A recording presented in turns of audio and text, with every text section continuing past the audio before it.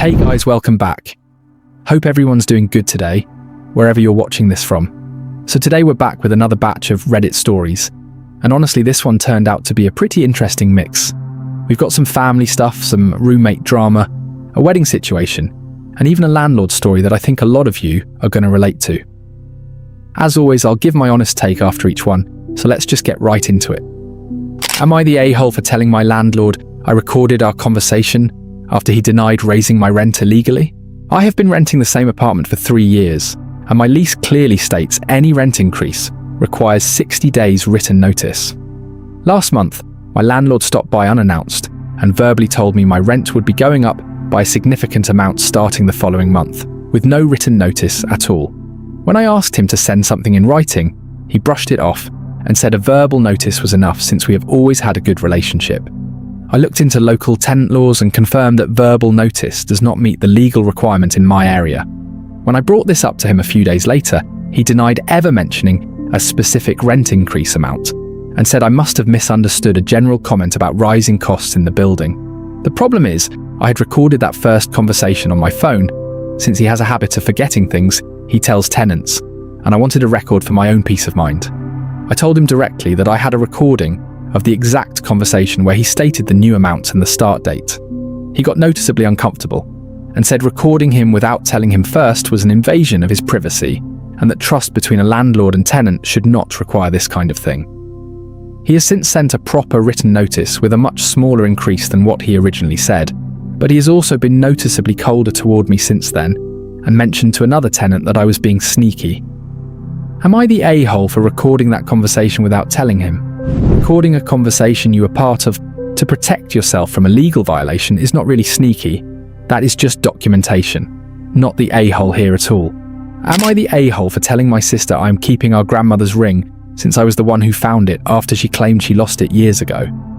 My sister has a ring that belonged to our grandmother, given to her about 5 years ago before our grandmother passed. Around 2 years ago, my sister told the family she had lost it during a move between apartments, and everyone was upset but eventually let it go, assuming it was simply gone for good. Last month, while helping my sister pack for a different move, I found the ring inside an old jewellery box tucked in the back of her closet, clearly not lost at all. When I brought it to her, she seemed embarrassed and admitted she had actually pawned it years ago during a financially difficult period, quietly bought it back a year later, once she had the money, and never told anyone the truth because she felt too ashamed to admit what she had done with a family heirloom. I asked why she never just told us the real story once she got it back, and she said she was worried about how everyone would react, especially our mother, who had been very upset when she first heard it was lost. I told her that given everything, I think the ring should go to me instead, since I was the one who found the truth, and she clearly was not treating it the way something like that deserves to be treated. My sister was furious, saying it is still her ring regardless of what happened in the past, and that finding out the truth does not give me any right to take it from her. Other family members are split, with some saying the ring's rightfully hers no matter the story behind it, and others saying trust matters more than technical ownership in this case. Am I the a-hole for saying the ring should be mine now? I get being upset about the secret, but the ring was still given to her originally, and buying it back with her own money means it is still hers. I think this one leans toward the poster being the a-hole here. Am I the a-hole for telling my coworker to stop bringing her emotional support animal after it caused a client meeting to fall apart? My coworker has an emotional support dog that she brings into the office regularly, which management has allowed as long as it stays calm and does not disrupt anyone. For the most part, this has been fine, and the dog's usually well behaved sitting quietly under her desk. Last week, we had an important client walk in for a scheduled meeting in our shared conference space, and the dog began barking loudly the moment the client entered, continuing on and off throughout the entire meeting. The client visibly seemed uncomfortable and distracted, and afterward mentioned to our manager that the meeting felt unprofessional given the constant interruptions. I brought this up to my coworker directly afterward, suggesting that maybe on days with scheduled client meetings, the dog could stay home just as a precaution, since this has never come up as an issue before but clearly could again. She got defensive immediately, saying her dog's medically necessary for her anxiety, and that asking her to leave it home some days is discriminatory, regardless of what happened during that one meeting. I clarified that I was not asking her to stop bringing the dog altogether, only on days when we have that specific type of high-stakes external meeting scheduled in advance. She reported the conversation to HR, framing it as me trying to get her support animal banned from the office entirely, which was not what I said at all. Now I am getting sideways looks from a couple of co-workers who heard her version of the story before hearing mine. Am I the a-hole for asking her to leave the dog home on specific meeting days? Asking for an exception on one specific type of high-pressure day, especially after something already went wrong, seems like a reasonable middle ground, not a request to ban the animal completely. Not the a-hole in my opinion. Am I the a-hole for telling my best friend's new boyfriend he needs to stop reading our private messages over her shoulder? My best friend and I have been close for over a decade, and we text pretty much every day about everything, including personal things neither of us would want anyone else reading.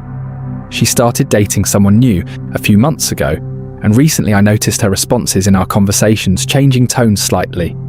More formal, shorter, sometimes taking much longer to reply than usual, especially at times I knew she was with him. During a video call last week, I could see in the background that he was sitting right next to her on the couch, clearly glancing over at her phone screen while we were texting about something fairly personal regarding a health issue I had been dealing with. I did not say anything in the moment, but afterward I texted her privately, asking if everything was okay, and she admitted that he does read over her shoulder sometimes and gets uncomfortable when she talks to me about certain things, especially anything involving her exes or personal struggles. The next time I saw them together in person, I brought it up directly with him, saying our conversations are private and I would appreciate if he did not read them over her shoulder going forward. He got defensive, saying he was not trying to snoop.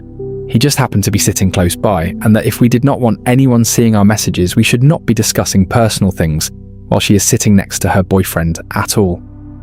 My friend has since been noticeably more guarded in our conversations, and he has told her privately that he thinks I overstepped by confronting him about something that is really between the two of them as a couple. Am I the a-hole for saying something directly to him about this? If it was a one-time glance, that would be different, but reading someone's private messages regularly and making her uncomfortable enough to change how she talks to her closest friend is a real problem. Am I the a-hole for refusing to switch shifts with a co-worker who has covered for me 0 times but expects me to cover for her constantly? At my job, shift swaps are common and generally expected to go both ways over time, since everyone occasionally needs a different schedule for personal reasons. Over the past year, one particular co-worker has asked me to cover her shifts probably a dozen times, for things ranging from appointments to family events, and I've said yes almost every single time because I generally do not mind helping people out when I am able to. The issue is that I have asked her for a shift swap exactly twice in that same time period, both for reasons I considered fairly important, and both times she said she could not do it, citing her own plans without offering any alternative solution or trying to find someone else to help me instead. Last week, I asked her again for a specific day I needed off for a personal matter, and she once again declined immediately without much explanation, then turned around later that same week and asked me to cover for her again. I said no this time, explaining calmly that I have covered for her many times without asking for much in return, but she has never been willing to do the same for me, even once. She seemed genuinely surprised by my response, saying she did not realize it had become one-sided and that she just assumed I did not mind covering shifts in general, since I usually said yes so easily. Other co-workers have said I should have brought this up sooner, instead of building resentment quietly, and then suddenly refusing to help. Am I the a-hole for finally saying no after everything I have covered for her? Helping someone repeatedly without it ever being reciprocated is exactly the kind of pattern that eventually needs to be addressed. And saying no once does not erase all the times you did say yes. Am I the a-hole for telling my cousin her wedding date directly conflicts with an event I already had planned for years? My cousin got engaged a few months ago and recently announced her wedding date, which happens to fall on the exact same weekend as a milestone anniversary trip my partner and I have had planned and paid for since last year, something we specifically chose because of a special significance tied to our own relationship. When I found out about the date conflict, I reached out to my cousin privately, explaining the situation and asking if there was any flexibility on the date, purely out of curiosity, rather than expecting her to actually change anything for us. She said the venue was booked and the date could not be changed at this point, which I completely understood and told her was fine, since I know wedding planning involves a lot of moving pieces that are often out of anyone's control. I let her know that unfortunately we would not be able to attend in person because of our prior commitment, but that we would absolutely send a gift and celebrate with her another time once we were back. She seemed to take this fine initially, but a couple of weeks later my mother called saying my cousin was upset that I was, in her words, choosing a vacation over family, and that missing a wedding for any reason other than a true emergency was disrespectful regardless of when either event was originally planned. I pointed out that our trip was booked long before her wedding date was even announced, and that this was not really a matter of choosing one over the other, so much as an unavoidable scheduling conflict that existed either way. Some family members think I should try to rearrange our trip to prioritise the wedding, while others think a long-planned, non-refundable trip that predates the wedding announcement is a completely valid reason to miss it. Am I the a-hole for not attending given this conflict? Something being planned first, non-refundable, and personally significant makes this a genuine scheduling conflict, not a matter of priorities. Not the a-hole in this situation. Alright guys, that's it for today. Let me know down in the comments which story you agreed with the most. Or if you think I got one of these wrong, genuinely curious to hear what you guys think. If you liked this one, drop a like. It actually helps a lot more than you'd think. And if you're new here, stick around. We do this kind of stuff pretty often. Anyway, that's all for now. Take care of yourselves, and I'll see you guys in the next one.